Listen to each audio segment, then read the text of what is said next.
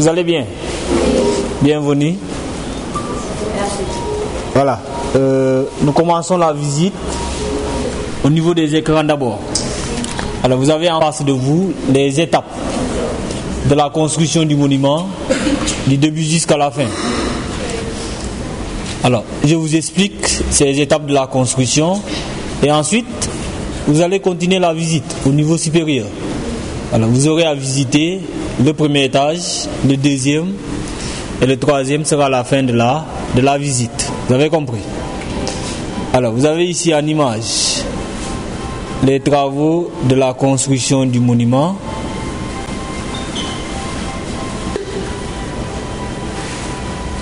Alors, parmi vous, qui a compté les escaliers en bas là-bas, en montant? Oui, tu as trouvé combien? 198, exact. Voilà, les escaliers ou bien les marches sont au nombre de 198. C'est bon. Alors, les marches dont je vous parlais tout à l'heure, vous allez les voir en image. C'est ce que vous avez vu ici. C'est au nombre de 198. Alors, l'idée de la construction du monument, c'était de mettre Wade, l'ancien chef d'État du Sénégal, et en casquette bleue, c'est l'architecte, c'est-à-dire celui qui a fait le dessin. C'est Pierre Atepa Goudiaby. Alors, avant la construction, c'était comme ça. Il y a eu un petit bâtiment ici, de l'armée sénégalaise, et ce bâtiment a été détruit. Si vous voyez bien, après la destruction de ce bâtiment, on a creusé 6 mètres de profondeur pour faire la fondation. 6 mètres de profondeur pour la fondation. Et après la fondation, ils vont construire un bâtiment. Et c'est au-dessus de ce bâtiment qu'on a posé la statue. Vous voyez en image les travaux du bâtiment. Alors là, vous avez le bâtiment. Ensuite, le même bâtiment. Et là, vous avez fin des travaux du bâtiment. Alors là, ils feront le moulage des personnages. C'est-à-dire papa, maman et l'enfant en pièces détachées. Alors là, vous avez les tresses de la maman, le bras du papa ici en image. Alors, on commence à poser la statue au niveau du bâtiment. C'est ce que vous avez ici. C'est bon? Alors, vous verrez en image la main de l'enfant. C'est ce que vous avez ici. Alors, on va la tourner sous un autre angle aussi. Là, vous avez l'image de la maman, les pieds de la maman, une partie de la tête de l'enfant. On pose papa et maman au niveau du bâtiment. C'est ce que vous avez ici. Alors, là, vous avez le bras de la maman, on montre le dos ici également. Alors, vous allez voir aussi, on va faire le travail, on termine le travail de l'enfant avec la tête que vous voyez ici en image.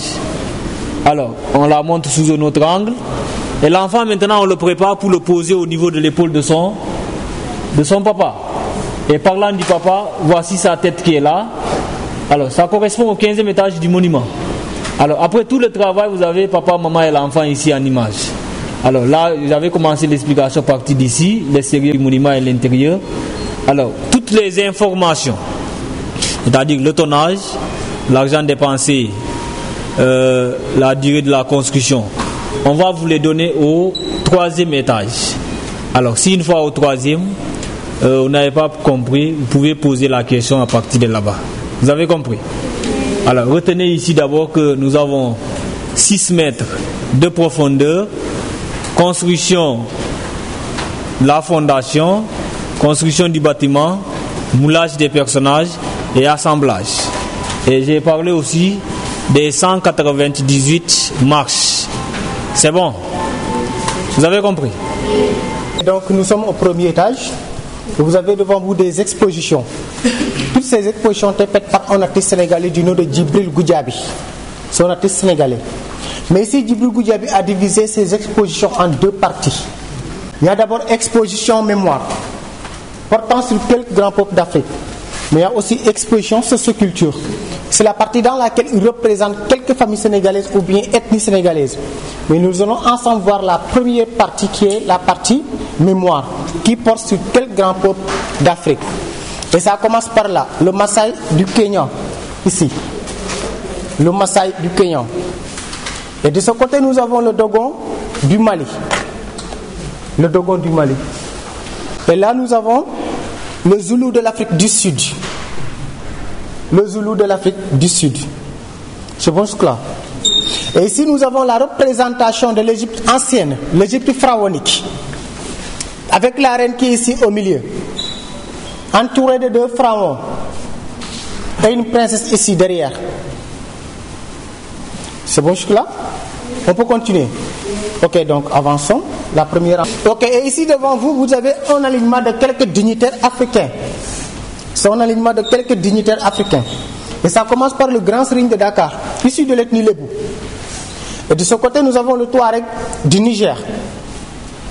Et là, nous avons le Moronaba du Burkina Faso. Et enfin, on a le roi ivoirien, le roi de la Côte d'Ivoire. Et juste ici, nous avons nos tirailleurs sénégalais, c'est-à-dire nos anciens combattants qui étaient partis faire la Seconde Guerre mondiale. Ils sont représentés ici.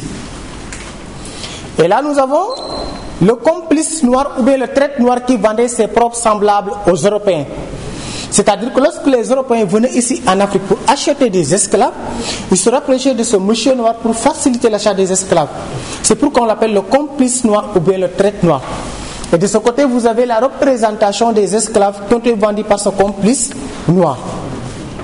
C'est bon jusque-là? C'est bon? Ok, on va continuer.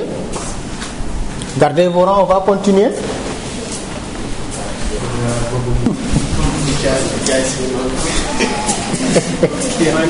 On va terminer avec la première partie qui était la partie mémoire, qui portait sur quelques grands peuples d'Afrique.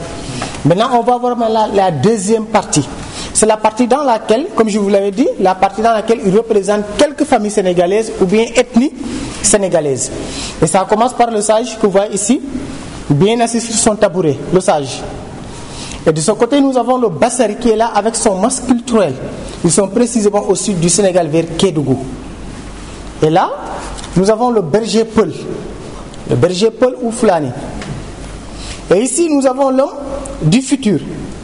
C'est une personne complètement métamorphosée par les conséquences du clonage et de OGM, c'est-à-dire organes génétiquement modifiés. C'est bon? Vous avez compris? Ok, donc on avance, si vous avez compris. Et là, nous avons 2 garçons de l'ethnie Diola qui vont au bois sacré. Les Diola, on les retrouve au sud du Sénégal, vers Casamance, Ziguinchor. C'est bon?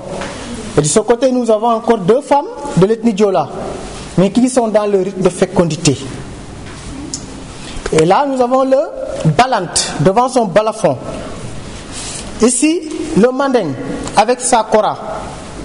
Et pour finir, nous avons 2 lutteurs de l'ethnie Serer. C'est bon? Question? Non. Oui? Bon, là, l'artiste n'a pas dévoilé son secret sur ça.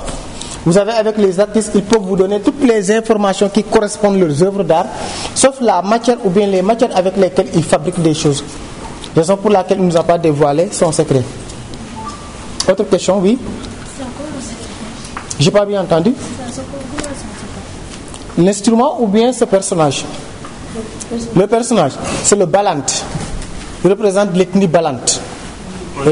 Et devant lui, vous envoyez le balafon.